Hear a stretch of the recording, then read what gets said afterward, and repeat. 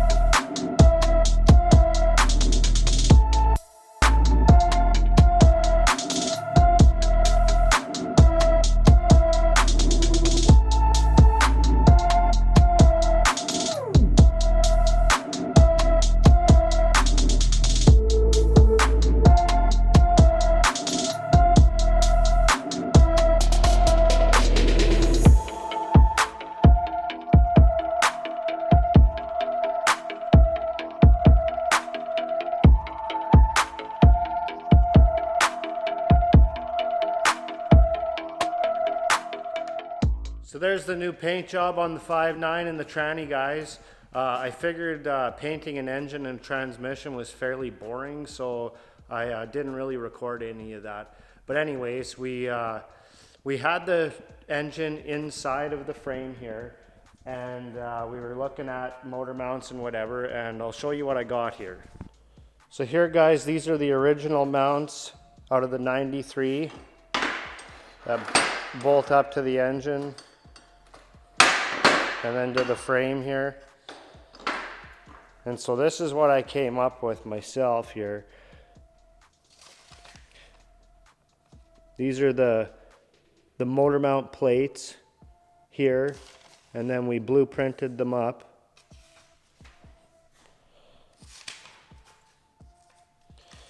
Then we sent that off to my guys over there at the Riverbend Colony. And within 24 hours, we had these plates. Okay, so here's the plan, guys. This is the plate that bolts onto the side of the engine, which will be somewhat mounted here. And then here we got the plate that's going to bolt to the frame, like this. So what we have to do here is we have to level out this guy with the bushing, and that's where the motor mount's going to go through. We're going to tack weld that level there, and then we're going to measure from this plate to this bolt. We need that measurement on both sides, and then we can get the Riverbend Colony to cut my other two pieces and some gusset plating and stuff like that. So without further ado, let's get that Cummins hung in the middle here, and we'll get some measurements.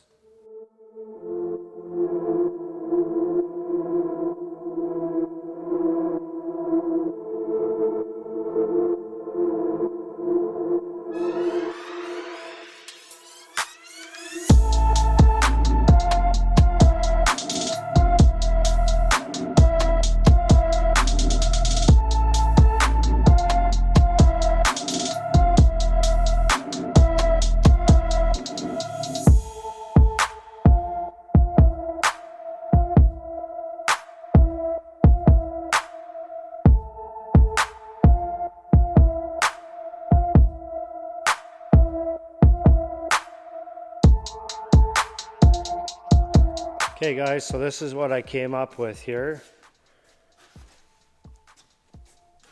Everything's just loosely sitting there right now. So we got this plate bolted to the engine, and we got this plate somewhat bolted to the frame. And this is the one that we're gonna weld onto this 45-degree plate, and we're gonna level that out. And this was just to get an idea of the bushing between there that I'm gonna run, as well as this will be a small plate that will get built here. And I was just using the other side cross plate there just to get an idea but it's a little bit difficult to get the engine centered. It doesn't run centered. It's actually 1.5 inches this way. I measured the rear differential, and it's not in the center of the truck, it's actually offset. So we have to offset the transfer case, as well as the engine somewhat offset as well, because the cross member is not symmetrical left to right. So given that, we are going to tack weld it up. We're going to put that in on the other side, see what it looks like, and go from there.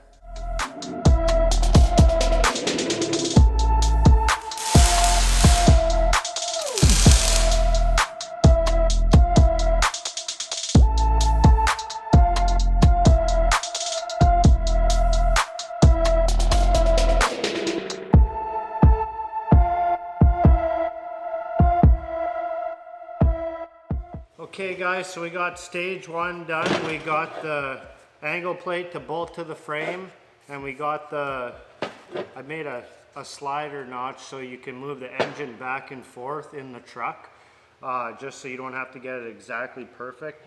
And we welded this support plate on here. I just cut down a 3-inch to 2.5 inch, and it's squared inside there, if you can see that. It's all 1/2 inch steel, so it should be able to handle a lot of horsepower, more than we're ever going to throw at it. We got both of those guys done, so we're going to get these bolted into the truck and take a few measurements, and then let my buddy know what we need for supports, and go from there. So this is the driver's side here. We got that motor mount bolted in there. Then we go over to the passenger side here. I got just a spacer there just to keep it spaced out. We're going to measure each side from here to center, and then get that measurement, and then we'll get some gussets to go across to give it some strength. And we'll do that on both sides. We'll give my buddy a call there, and we'll get those made up, and then hopefully we can set the full weight of the engine down on the frame. So right now the engine's it's a little cockeyed this way because there's no weight on this front end. So once we put the weight of that engine down on the frame, it's going to sink down a bit. So I'm not too worried about the angle of the engine right now. So that's about all we can do here for today, guys. We're going to get those measured up, and I'll give my buddy a phone call, or I'll text him the blueprints, and he'll buzz those up for me probably here on the weekend or something, or maybe early next week. Then we'll be able to weld those to the motor mount plates, and we'll be able to get that engine sitting on the frame the full weight for the first time ever. So with painting the Cummins engine, I saw some things that need attention, and I'll just flip the camera over around here, and we'll show you what I'm talking about. So one order of business, when I was taking it apart, I had to air wrench the fan clutch off, which damaged this pulley hub. So we're gonna have to get a new one of those, as well a new fan clutch. So that's what you get when you're working with older stuff. So we put new valve cover gaskets, you can see there, and we got a timing cover gasket coming. We have an oil pan gasket coming. That's so we can take the oil pan off, because when we were setting it down, we set it on the drain plug and it squashed it in a bit. So we need to level that out because it's leaking a little bit of oil. What else? We got the air intake gasket here and here coming. And over here we have a gasket kit. Right there, good old gasket kit. That's gonna do whole piles of stuff. Just kidding. Got him!